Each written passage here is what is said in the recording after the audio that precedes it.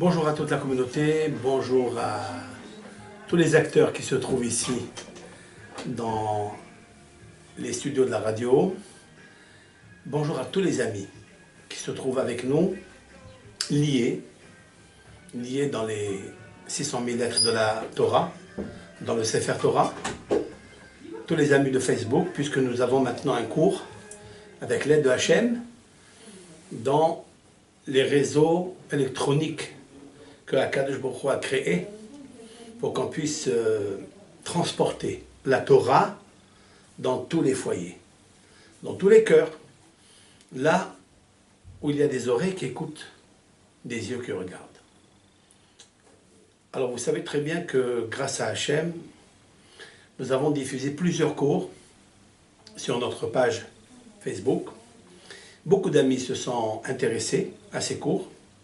D'abord, je les remercie d'avoir participé avec nous, d'écouter. Il y a un grand bénéfice communautaire grâce à Hachem. Donc je commencerai mon cours Beshem Hachem Na'aseh V'Natzliach. Au nom de Hachem, nous ferons et nous réussirons. Il nous faut savoir que la Torah réunit toutes les personnes qui veulent découvrir, dévoiler leurs lettres dans la Torah. Chaque personne a sa lettre dans la Torah, comme le compose d'ailleurs le mot Israël. Israël, c'est l'acrostiche, les initiales, Yesh, Shishim, Ribo, Otiot, la Torah. Cela veut dire qu'il y a 600 000 lettres dans la Torah. Et il y a aussi 600 000 hommes, à part les femmes, à part les enfants, qui ont foulé le pied au mont Sinaï et qui ont écouté chacun sa lettre. Et la lettre fait lettre, l'apostrophe. Chacun doit aller chercher où est sa lettre dans la Torah. Dans quelle péricope elle se trouve. Le jour où il a réussi à la trouver, cette personne a réussi à trouver cette lettre, sa lettre. Il faut savoir que là, dans cette page de l'écriture sacrée que Moshe Rabbeinu a écrit par la dictée de Dieu, il faut qu'il sache que là, il y a toute sa vie. Il y a tout son rôle, toute sa mission dans ce monde. Pourquoi il est venu dans ce monde? Qu'est-ce qu'il est venu réparer? Sur quoi il doit fonder sa mission, ses actions, sa pensée, sa parole? Où il doit orienter sa vie? Et bien sûr, je peux donner ici un test à chacun qui nous écoute, chacune qui nous écoute. Il faut savoir que le prénom hébraïque est tellement important. Lorsqu'il est le prénom fabriqué par des lettres de Kodesh, de sainteté, Lashon HaKodesh, qui est sorti par la bouche de la Torah, il faut savoir que là se trouvent toutes les révélations d'un homme, toutes les résonances. Tout se trouve ici. C'est la raison pour laquelle, par exemple, comme on dit, Mishenichnas Adar Marbim Mesimha, je vais choisir par exemple la joie. La joie c'est la simha, je vais choisir par exemple le nom Rina. Par exemple. De quoi est composé le nom Rina? Il y a 4 lettres, vous avez vu? Rina. Vous avez un Resh, donc ça fait 2. Valeur numérique théosophique, c'est la plus importante. Il y a 2. Après il y a 10, ça fait 3. Après il y a Nun, c'est 50, ça fait... C'est 50, ça fait donc 2, 1, 50, ça fait... Tiens, vous avez ici le 265. Ok, 265. Voilà le nom, par exemple, de Rina, qui est le chiffre 265. Mais la force de ce nom, ça n'est pas le chiffre dans son déploiement. Il est dans sa valeur numérique réduite. Savoir la valeur numérique théosophique. Donc on va la faire ensemble. Ça c'est 200. Il y a 2. et 6, donc ça fait 8, et 5, 8 et 5, ça fait 13, 1 et 3, ça fait 4, donc son chiffre, c'est le chiffre 4. La lettre Dalet, c'est son chiffre. Lorsque elle va renforcer cette force-là, de Dalet, elle pourra la renforcer, par exemple, avec les 4 lettres du tétragramme, avec les 4 lettres de la Torah, de Hachem. J'ai donné un exemple.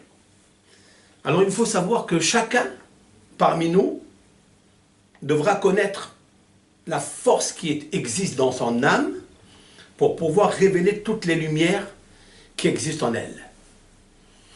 C'est la raison pour laquelle la Shona Kodesh, la langue hébraïque, vient de la Shekhinah, vient de la divinité, de la lumière, de la Kadosh Baruch Hu, qui existe en chacun parmi nous et qui existe surtout dans son prénom. Vous savez que le nom Lachon, qui veut dire la langue hébraïque, Kodesh, la langue sainte, Lachon, c'est la valeur numérique Shekhinah.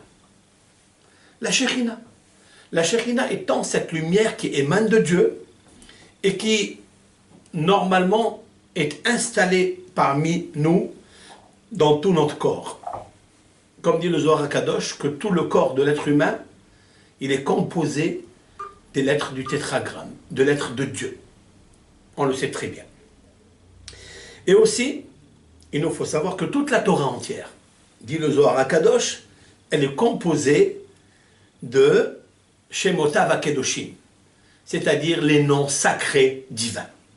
Tous ces noms sacrés divins sont composés, en fait, composent la Torah entière. Seulement, vous avez vu que c'est un fleuve qui sort de Éden et qui est distribué dans le monde entier, dans tous les univers, dans le monde de l'action, dans le monde de la formation, le monde de la création et le monde des émanations. Là où se trouve Hakadosh Baruch Hu, assis sur son trône divin. Il nous faut savoir aussi que cette paracha de Teruma est une paracha qui est habituellement parachutée, si l'on peut dire ainsi, dans la péricope de Teruma, avec Adar, avec le Chodesh Adar. Elle est lue en général, pratiquement en général, même quand ça tombe Adar simple. Cette année, il y a 2 Adar. C'est une année embolismique, c'est-à-dire une année de 13 mois, donc une année enceinte, embolismique. Et il nous faut savoir que la Teruma, c'est-à-dire le don que Akadosh Baruch Hu va demander au peuple d'Israël, c'est avec cela qu'il va construire le Beth Amikdash. Alors il est marqué Veikhu li Teruma, vous avez vu le texte, Veikhu li Teruma, mais et kol ish asher yedevenu libo. Je traduis. Ils prendront pour moi une Teruma, une offrande, un don, mais et kol ish, de tout homme, asher yedevenu libo. Asher yedevenu libo, c'est-à-dire que son cœur porte un élan. On peut traduire selon l'élan de son cœur. En effet, on voit, il y a ici une connotation, une relation entre ce que Akadosh Baruch Hu demande, c'est-à-dire ce qui est extérieur, parce que le kesef, c'est l'argent, la matière, argent, or, cuivre. Il va y avoir 13 matériaux que Akadosh Baruch Hu va demander pour construire le Beth Amikdash. Ça n'est pas par hasard et fortuit. Pourquoi il a choisi le chiffre 13? Car le chiffre 13 est la valeur numérique Ahava, c'est-à-dire amour. Et il faut savoir que le mot amour, qui veut dire Ahava, qui est 13, on peut l'obtenir par un vav. Voici le vav. Ce vav-là, c'est la lettre qui est la lettre de coordination. La lettre de conjonction de coordination. Veikhu li teruma. Il n'a pas dit ikhu li teruma. Ils prendront pour moi. Veikhu li teruma. J'explique.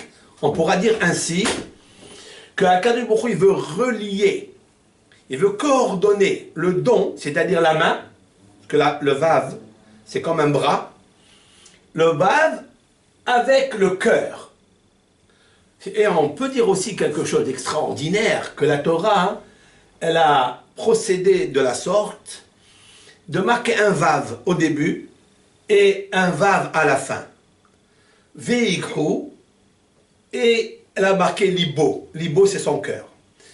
C'est-à-dire que lorsqu'on prend quelque chose, le matériel, et ici en l'occurrence il y en a 13 des matériaux, eh bien il faut le prendre avec l'amour, et l'amour se trouve dans le cœur. Et c'est pour ça qu'il est marqué Asher Yedevenu Libo, parce que la Nedava, qui est le don, se fait véritablement avec le cœur. Mais dans le cœur, c'est pas seulement l'envie ou l'amour, il y a plus profond que ça, c'est la kavana, la ferveur qu'il faut y mettre dans l'instant où on fait le don.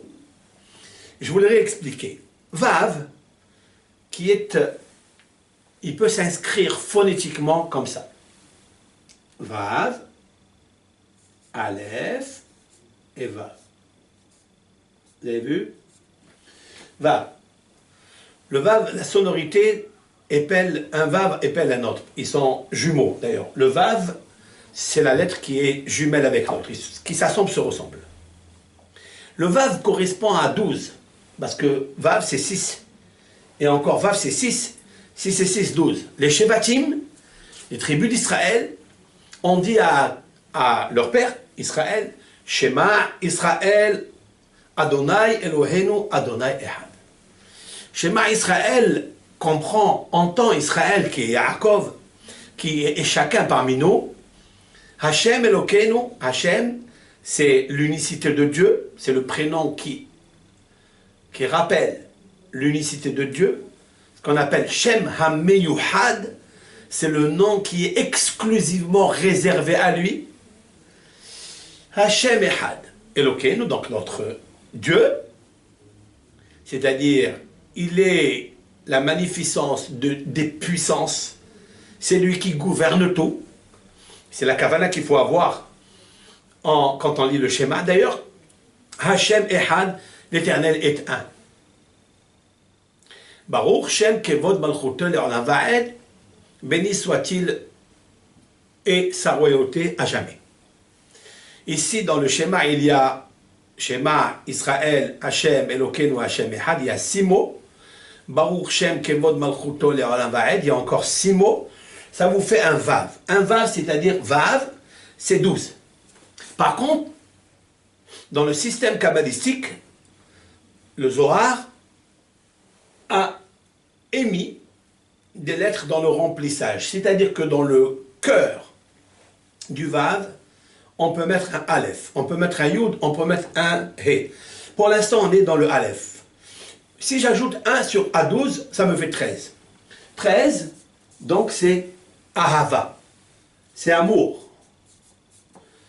Et 13, c'est aussi Ehad, c'est aussi 1, parce qu'il nous faut savoir que lorsqu'on fait un don pour le Beth Amikdash, surtout pour le Beth Amikdash, il faille réserver sa main avec une kavana de toucher les sentiments de l'amour dans le cœur. Sinon, la Shekhinah ne peut pas y résider. Ça sera impossible. On peut apprendre aussi pour la tzedaka que l'on fait avec un pauvre. Et j'y arrive parce que ce cours, justement, il nous prépare pour le deuxième Hadar, qui est celui qui est le plus proche du mois de Nissan. Et dans le mois de Nissan, il est marqué que tout Ben Israël, dans le Shulchan Aruch, c'est rapporté au nom de Rabbi Moshe et Serlis, le Rama, qu'on appelle le Rema ou Rama, Rabbi Moshe Serlis, qui lui a marqué qu'on doit se préparer 30 jours pour faire les halachot de Pessah avant Pessah, mais il nous faut aussi aider ce qu'on appelle Kimha de Pessah, le pain pour les pauvres, parce que nous étions pauvres. Et le soir de Pessah, nous allons lever la matzah, qui est le pain azim, qui est le pain pauvre, et nous allons dire voici le pain. Quand on se rappelle que nous étions des pauvres, et que nous étions dans des geôles physiques et métaphysiques, puisque l'esprit était pris par 49 degrés de Avodah Zarah, il nous faut penser aux pauvres. Et donc il est un minhag hazak qui est instauré d'ailleurs dans toutes les communautés où l'on aide les aniyim. C'est une sorte en fait de rehausser la Shekhina. Je vais expliquer pourquoi. Donc je reviens Veikhu li teruma.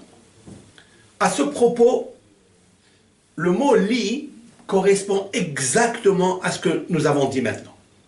Veikhu li, ils prendront pour moi une teruma, c'est-à-dire li. Quel est le sens? Ils prendront pour moi. Mais tout ce qu'on fait, tout ce qu'on donne, lorsqu'il s'agit de donner au Beth Amikdash pour construire le Beth Amikdash avec les 13 matériaux qu'on va apporter, pour faire descendre le Ehad, faire descendre à Kadosh Baruch Hu le Ehad, il faille instaurer l'amour dans son cœur, donc la Ahava, pour faire descendre le 26. Le Ehad, avec ta Ahava, c'est le 26, c'est-à-dire le chiffre de Akadosh Baruch Hu, le Yud Kevavke. Qu'est-ce que ça veut dire Veikhu li teruma? Rashi, qui est le prince des commentateurs de la Bible, il dit la chose suivante. Veikhu li, il interprète, je cite, Veikhu li lishmi. Et ils prendront pour mon nom ou en mon nom. Cela veut dire quoi? Cela veut dire qu'il faille penser au moment où on donne ce don pour construire le Beth Amikdash, aujourd'hui pour construire une synagogue, pour construire une salle d'études, ou pour aider ceux qui étudient, ou aider les pauvres, toutes sortes de dons qu'un homme y fait, il sache qu'il doit le faire lishmi. Il doit le faire en mon nom. C'est la raison pour laquelle la tzedaka, le don que l'on fait et qui est caché, que personne ne voit, ce qu'on appelle en hébreu matan baseter, irpe af, un don en cachette que personne ne sait, celui-ci, il peut annihiler, il peut faire disparaître une colère, c'est-à-dire une sentence qu'il y a sur le monde, sur la ville, sur la famille, sur lui-même. Il peut l'enlever. Il peut l'éloigner de lui. Matan basecher, pourquoi? Parce qu'il le fait l'ishmi, parce qu'il le fait au nom de Hachem. Par exemple, je donne un exemple. C'est aussi une ségoula, très importante. La ségoula est la suivante. Il y a beaucoup de gens qui cherchent à se marier. Beaucoup, énormément de gens. Ils veulent construire leur propre Beth Amikdash, leur propre sanctuaire. Tout le monde veut construire son sanctuaire. Pourquoi? Vers Asuli Mikdash, là aussi il est marqué li. Il est marqué ici, Veikhu li teruma, donc en mon nom, lishmi. Il est marqué aussi Ve'asuli Mikdash, c'est le passage qui vient tout de suite après. Ils feront pour moi un Mikdash, Ve'shachanti betocham, et je résiderai en eux. En effet, il nous faut savoir que pour construire un Mikdash, il faut que Dieu réside en moi. Ça veut dire en moi, à l'intérieur de mon cœur. Comment est-ce possible? Comment c'est faisable? Autrement dit, que si on associe au moment du don, c'est-à-dire le vav, qui est l'amour, avec le cœur, eh bien on peut installer Akadosh Baruch Hu à l'intérieur d'eux. Et surtout si on le fait en cachette, que personne ne le sache. Il y a beaucoup de gens qui veulent se marier. Qu'est-ce qu'il faut faire? Il y a beaucoup de gens qui appellent ici et là, comment on fait pour avoir une kala, un hatan? Ma fille, elle a atteint l'âge de 32 ans, 33 ans, 4. Il y a beaucoup de gens comme ça. Comment faire? C'est très simple. Il est marqué dans la Genèse, et je reviens toujours à là. Vous savez que Adam Arishon était déshabillé. Il a perdu sa tunique. Et Hava a perdu sa robe de mariée. La robe de mariée de Hava était un costume unique en son genre. Kotnot or, c'est-à-dire la lumière, la tunique de lumière. Elle a perdu cela. Et depuis, elle s'est déshabillée. Comme il est marqué qu'ils étaient les deux dans le sadé, dans le champ, ils ont entendu la voix de Hachem, et ils se sauvent, et Dieu leur dit, Ayeka, où vous êtes? Où vous êtes? Comme si Dieu ne sait pas où ils sont. Mais il faut savoir que, pour réparer l'habit qu'on a perdu, il faut habiller quelqu'un. Je m'explique. Il est marqué dans un texte prophétique. Kitir'e arom vechisito. Lorsque tu verras un homme nu, tu le couvriras. Tu le couvriras. Tu dois aider à couvrir quelqu'un. Par exemple, une kala n'a pas de robe de mariée. Un hata n'a pas de costume pour se marier. Eh bien, si on veut rattraper le ayeka où tu es, ce que tu as perdu un jour, qu'est-ce que tu as perdu aujourd'hui? Rachid dit, ayeka, où tu es? Qu'est-ce que ça veut dire? Avant la faute, tu avais le pouvoir de regarder par la lumière de la Neshama, misofa olam ve'at sofo. Depuis le début, l'extrémité du monde jusqu'à l'autre extrémité. Ça veut dire que Adam Arishon était d'une kedusha exceptionnelle, unique, performante. Même s'il était dans le Gan Eden, il arrivait à voir tout ce qui se passait dans le monde tellement il était pur. Il a perdu cette lumière. Il lui dit maintenant, Ayeka, avec Arshav Betoch Hagan. Maintenant tu es dans le jardin, et tu es dans le jardin tout nu. Alors qu'est-ce qu'il a dit à Akadosh Baruch Hu? Akadosh Baruch Hu les a habillés. Il a fait le premier Hesed. Il a fait le premier Hesed avec Adam Arishon et Hava de les habiller. Parce qu'ils étaient aroum, ils n'étaient pas seulement nus, mais ils ont perdu toute la puissance de la lumière qu'ils possédaient. Le mot Ayeka est un mot qui veut dire énormément de choses. Ayeka, c'est les initiales. Ani Yodea Kol Anistarot.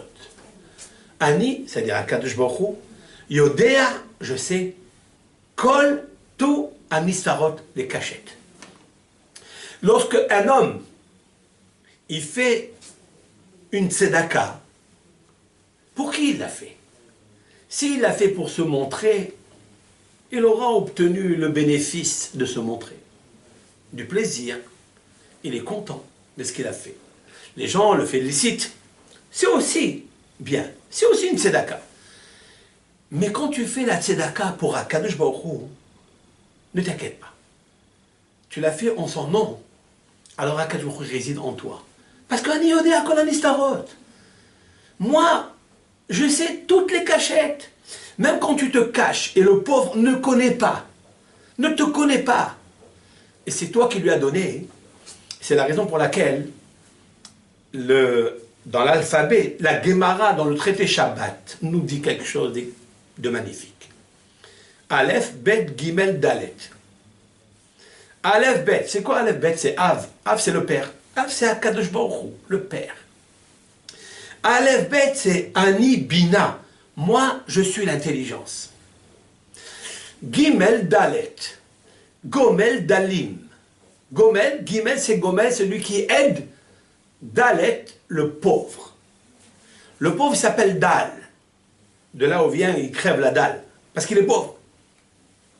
Gomel, Dalim. La Gemara, elle dit pourquoi le Dalet, vous avez vu le Dalet? Il est là, comme ça. Et ça, c'est le Gimel. Gomel, Dalim. Pourquoi le Dalet, il donne le dos au Gimel, à celui qui lui rend service, à celui qui lui fait tzedaka? Pourquoi? La Gemara répond, pour ne pas que ni lui sache qui a donné et qui a pris. Vous avez vu, quand on a le dos, il ne sait pas quel est le visage. Le visage du pauvre, il ne doit pas le connaître. Et lui, le Gimel, regardez comment on écrit un Gimel en hébreu. On va le marquer comme ça. On croit.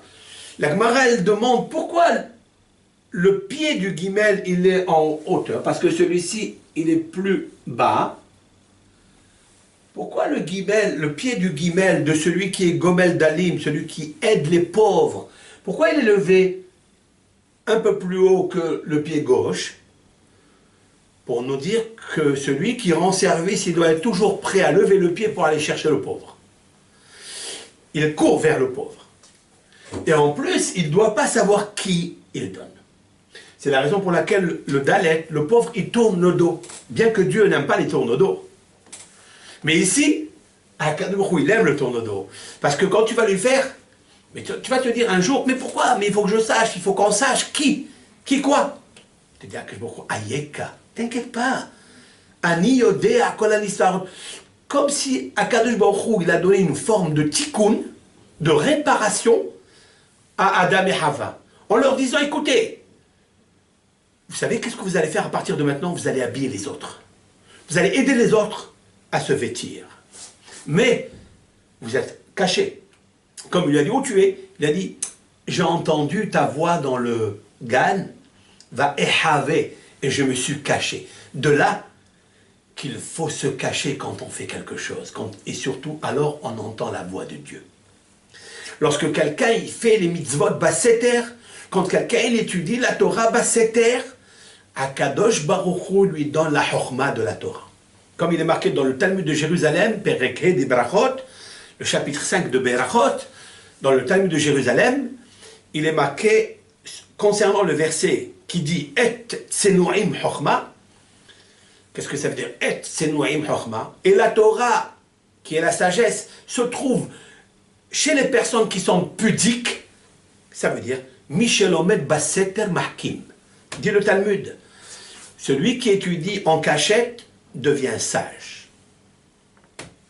Alors il sait qu'il est de passage. Parce qu'un homme qui étudie en cachette, il sait qu'il n'est pas sage. Et le fait de savoir qu'il n'est pas sage, il continue encore à étudier. Alors il étudie gentiment en cachette, et à Kadosh Baruch Hu, il lui donne la chokma. Où se trouve la cachette? Elle se trouve dans le cœur. C'est la raison d'ailleurs pour laquelle, vous le savez très bien, que la lettre de la Torah, la première, Akadosh Baruch Hu a gravé la première lettre de la Torah par un bête. Par un bête. Et à la fin de la Torah, le dernier mot qui est Israël de la Torah. Israël, c'est un lamed. Bête lamed, ça fait lève. C'est le cœur. Comme s'il veut, Hachem, il veut nous enseigner quelque chose de très important. Même que tu dis la Torah, de A jusqu'à Z, du bête jusqu'au lamed, sache qu'il faut qu'elle soit gardée dans ton cœur. Si elle n'est pas gravée dans ton cœur, comme il est marqué Haruta belouah libecha, elle est gravée, imprimée sur les planches de ton cœur. Comment est-ce possible de faire une chose pareille lorsqu'il y a ahava, lorsqu'il y a amour, et lorsque tu étudies la Torah, l'ishmi, en mon nom. Donc, la terouma en mon nom, le nom de Hachem, on va expliquer. Le mikdash, il est marqué li aussi. Attention, tu fais un mikdash, fais-moi en mon nom. Ça veut dire que tu dois avoir une kavana, une ferveur au moment où tu fais la mitzvah de construire le mishkan. Chez toi à la maison aussi, quand tu veux construire ta maison, tu dois construire l'ishmi. Il y a une troisième chose, c'est marqué l'ishmi dans cette paracha. Ve'asu li Aaron ha'atse shittim. Il est marqué aussi concernant le Aaron, vous me ferez l'arche. Très important. Ça veut dire, l'ishmi, quand tu étudies la Torah représente le Aaron, parce qu'étaient déposées les tables de la loi de témoignage. C'est la Torah et les mitzvot qu'elle compose, explique Rashi, qui sont le témoignage du peuple d'Israël. Et c'est la raison pour laquelle dit Maïmonide dans Shmon HaPrakim, que tout celui qui offre un Sefer Torah à Kadosh Baruch Hu, il a écrit un Sefer Torah en son nom, au nom de ses parents, pour l'offrir à une synagogue, etc. Eh bien, il est marqué qu'il faille faire une grande séouda. Et à Rambam, il dit mitzvah lehader beyoter et à Sefer Torah. Il est une mitzvah d'embellir beaucoup le Sefer Torah. Cette mitzvah d'embellir les mitzvot, on la connaît. Ze Eli ve'anvehu. Voici mon créateur, je vais l'embellir. Achète un beau loulav, achète une belle mezouza, achète des belles téphilines. Dit le Talmud, achète un beau talit, achète des belles nappes de Shabbat. Embellis la mitzvah. Qu'est-ce qu'il ajoute ici dans le Sefer Torah Maïmonide? Quel est le sens d'embellir beaucoup plus le Sefer Torah? J'avais pensé un jour que c'est normal. Chaque mitzvah comme le loulav, comme le hétrog, comme la mezouza, comme la nappe de Shabbat, comme le Shabbat est une mitzvah singulière, particulière. Elle est indépendante.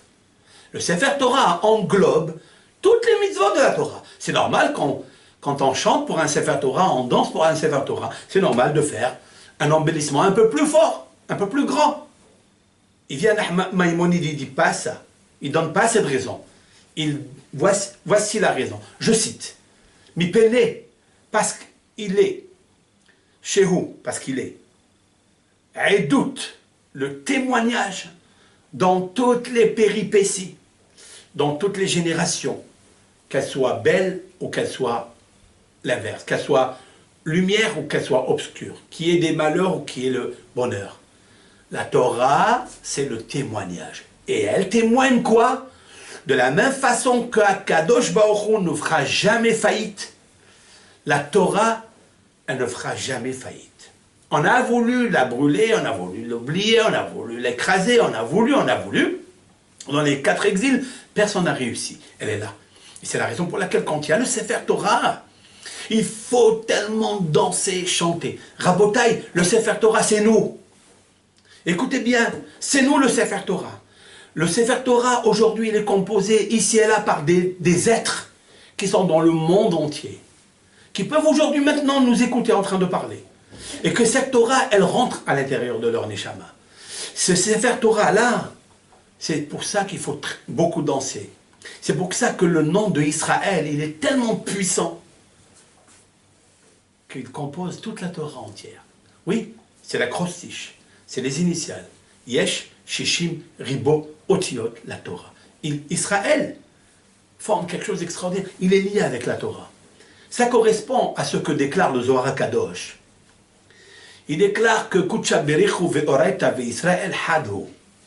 J'explique. HaKadosh Baruch Hu et Israël et la Torah ne forment qu'une seule entité, une seule lumière. Comment est-ce possible?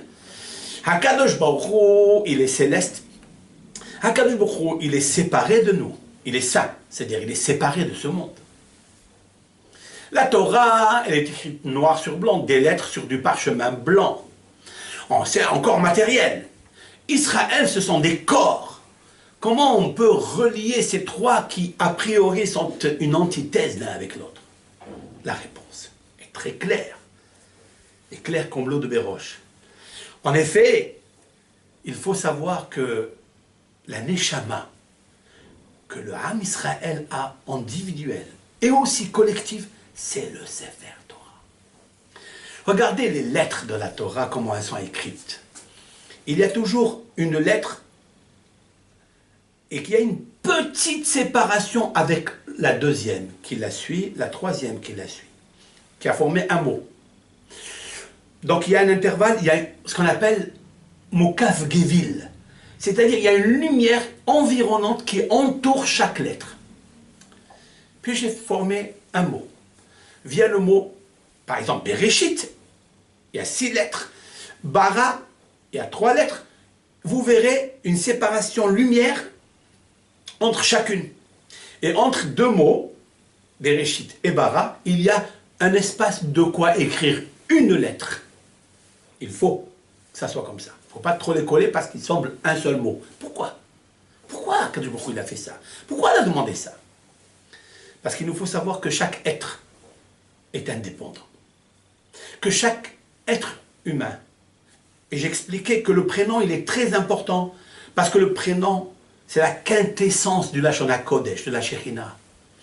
Et quand on appelle Reuven, Shimon, Lévi, c'est tellement important. D'ailleurs, nos sages l'ont déclaré dans le Midrash, que le peuple d'Israël est sorti d'Égypte grâce, parce qu'ils n'ont jamais changé leur prénom. Et ils ont parlé l'hébreu. Ces deux choses-là vont ensemble. Parler l'hébreu, c'est la Lashon HaKodesh, et garder le nom, c'est la Lashon HaKodesh. Parce que la Lashon HaKodesh, la langue sainte, la langue Lashon, c'est Shekhinah. C'est la même valeur numérique que la Shekhinah. Il faut savoir aussi que la notion de Terouma, c'est quoi?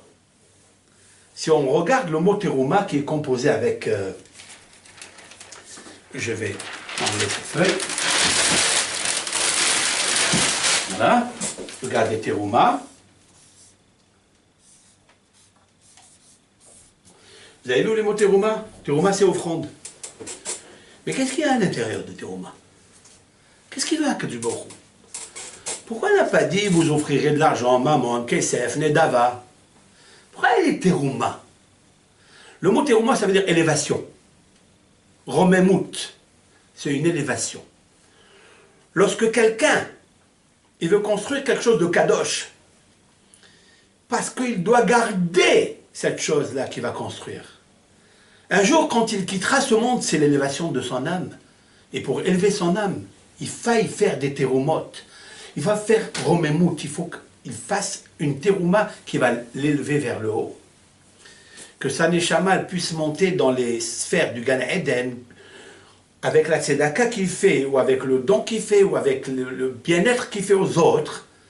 Il faut qu'il sache que c'est comme du kérosène pour une fusée. C'est l'essence, mais alors l'essence même de la chose, de la neshama. Mais on va regarder ensemble qu'est-ce qu'il y a dans le mot terouma. Qu'est-ce qu'il veut à Kadosh Baruch Hu?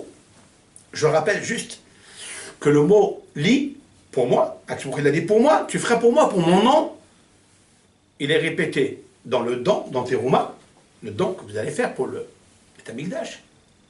Il est répété pour le Mikdash, pour le sanctuaire, et il est répété pour le Aaron, pour l'arche divine. Là où il y a déposé l'étape de la loi. Regardez ensemble avec moi. Vous avez vu le Tav? Voilà le Tav. Vous avez vu le Vav? Voilà le Vav. Vous avez vu le Resh? Voilà le Resh. Vous avez vu le He? Voilà le He.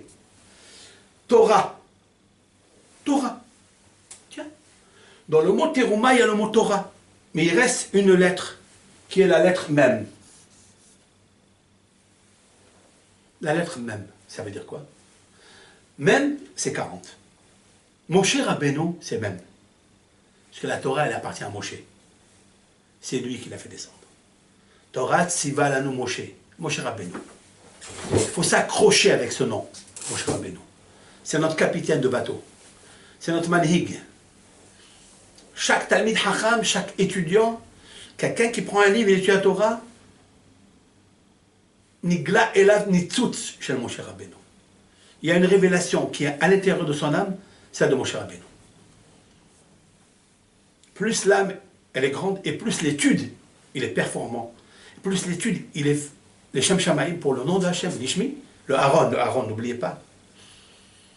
À Kadosh Baruch Hu, Moshe Rabbeinu demande à Hachem de faire passer son rayonnement dans cet être-là. Dans cet être.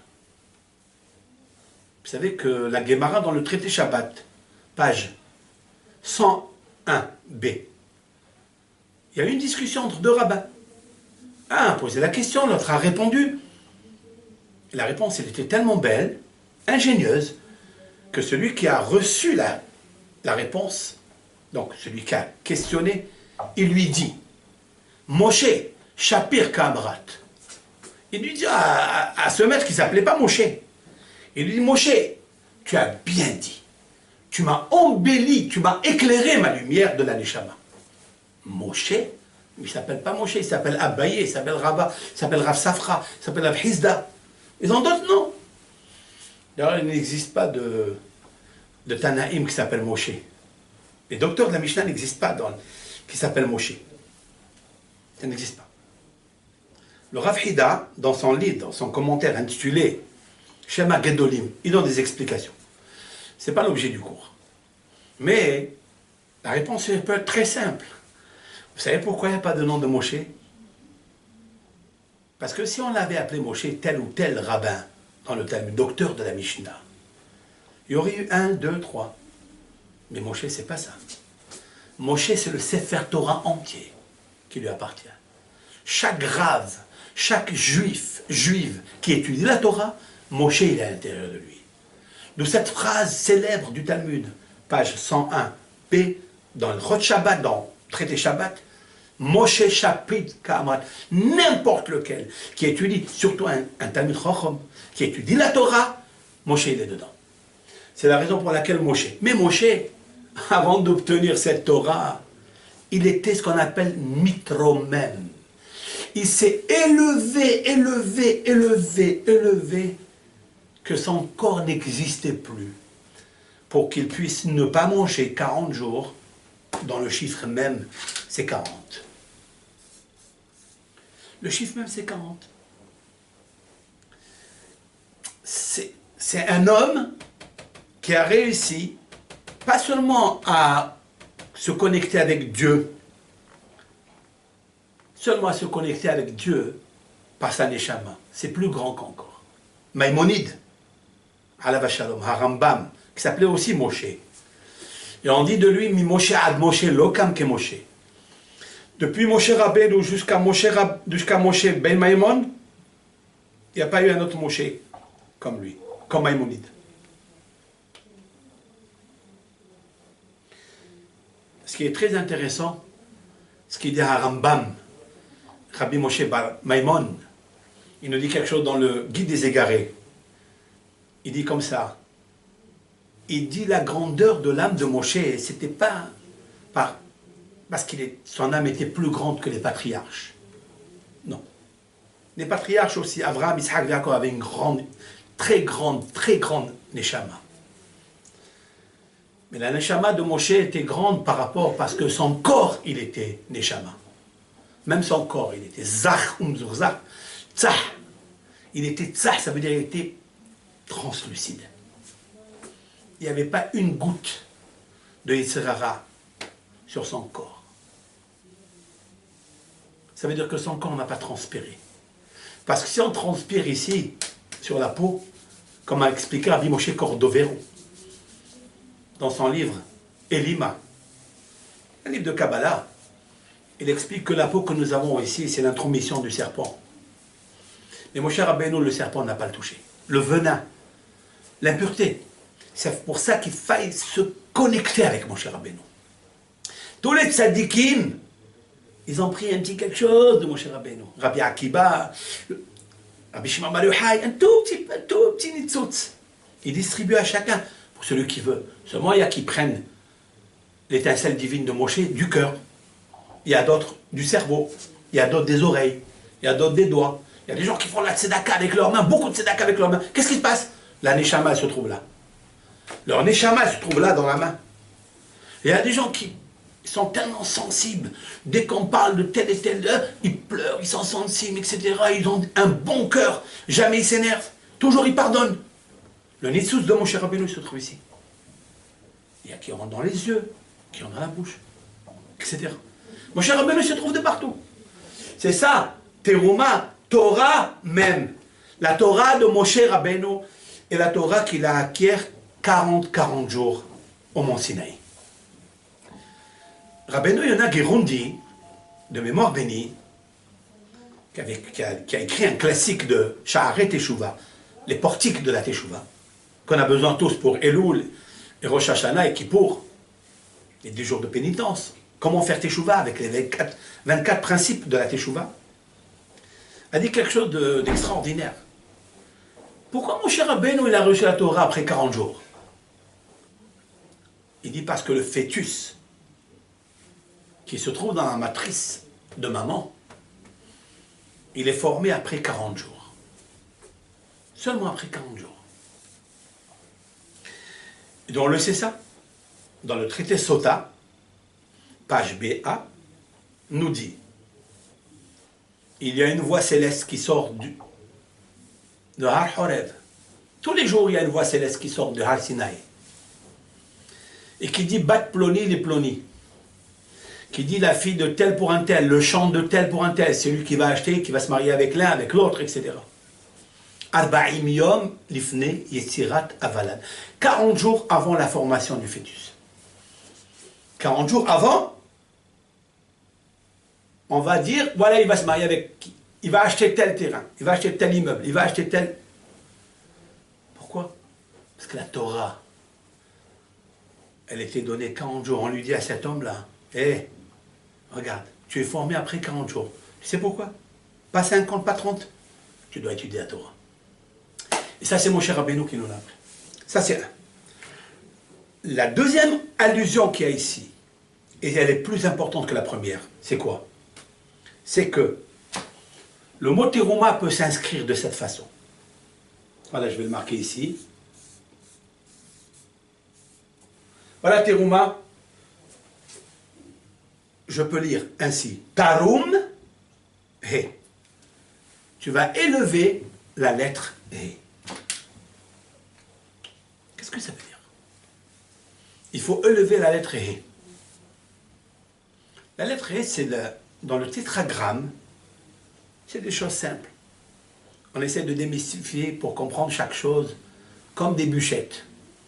Comme il est marqué dans Rashi Parashat Mishpatim, il faut enseigner la Torah aux bénis Israël, pas leur dire en bloc, ils ne comprennent rien. Et pas seulement leur dire une fois, deux fois. Il faut leur poser sur la table et leur mettre dans la bouche.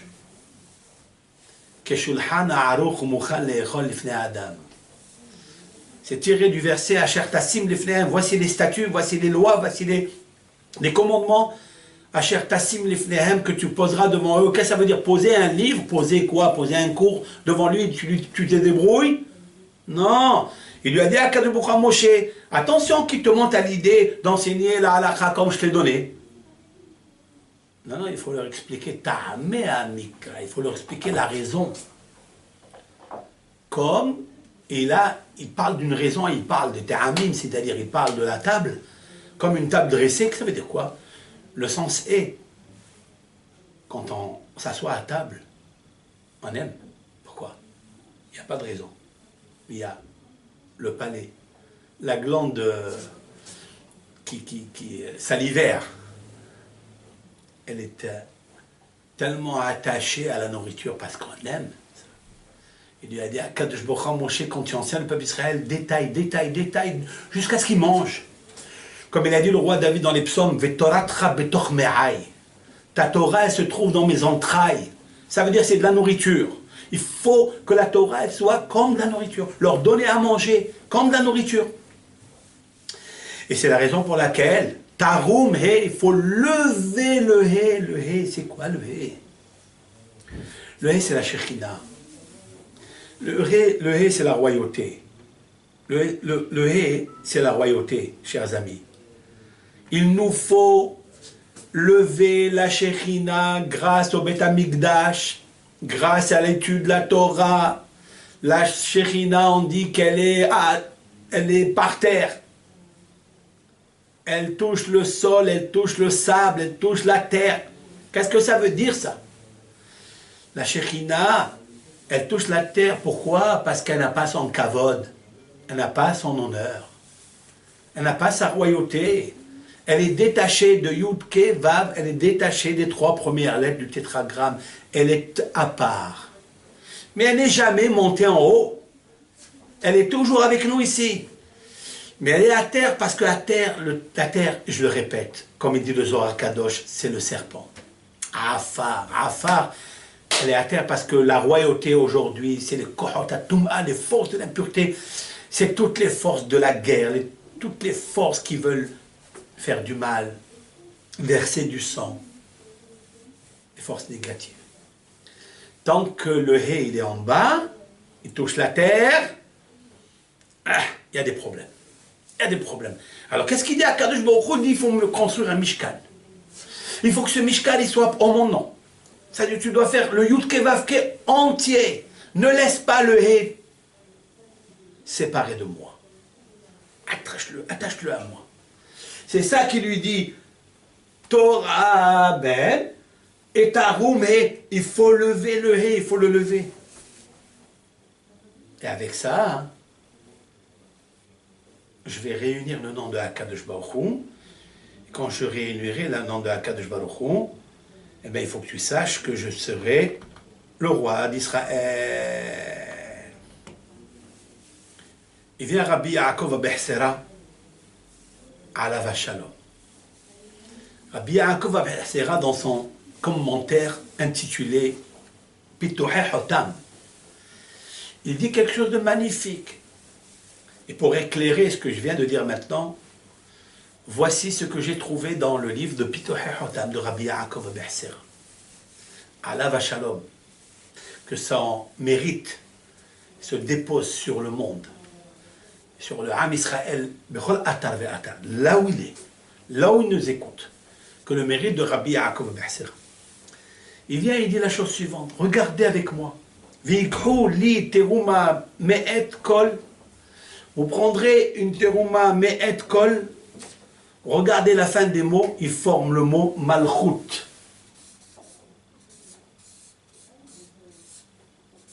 Malchut, ça veut dire royauté.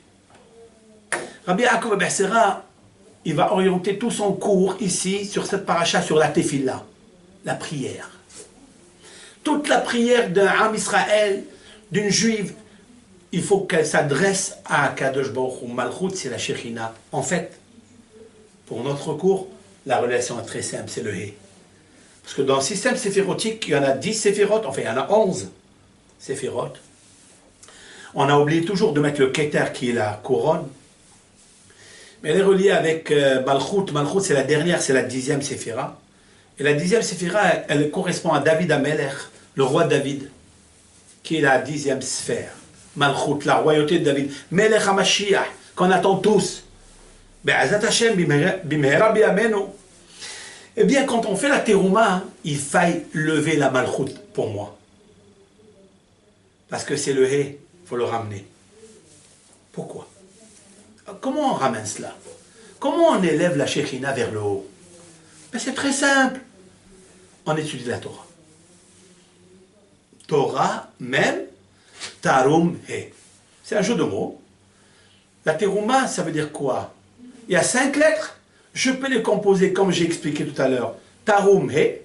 Tu lèveras le He du parterre. Avec quoi tu vas le lever? Torah même. Avec la Torah de Moshe Rabbeinu. Avec la Torah qui est donnée à 40 jours. Ça, c'est un bon fondement. C'est la raison pour laquelle un des versets dans les psaumes qui est très important. Dans les Tehillim, je vois, il est marqué Al Yashov Dach Nichlam Ani ve'evion yehalelu shemecha. J'explique. J'ai 5 minutes encore pour expliquer ce psaume tellement intéressant. D'abord les mots. Al Yashov Dach Nichlam.